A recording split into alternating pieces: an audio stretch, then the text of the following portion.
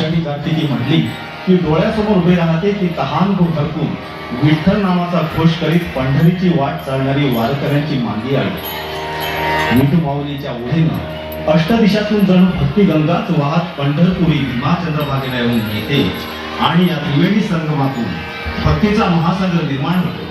त्याची गर्जना, त्याची गाज सर्वत्र ऐकू येऊ लागते आणि देहाने कोठे असले तरी मराठी मन गाऊ लागते। अवघे गरजे पंढरपुर, चालला नामाचा गजर, चालला नामाचा गजर।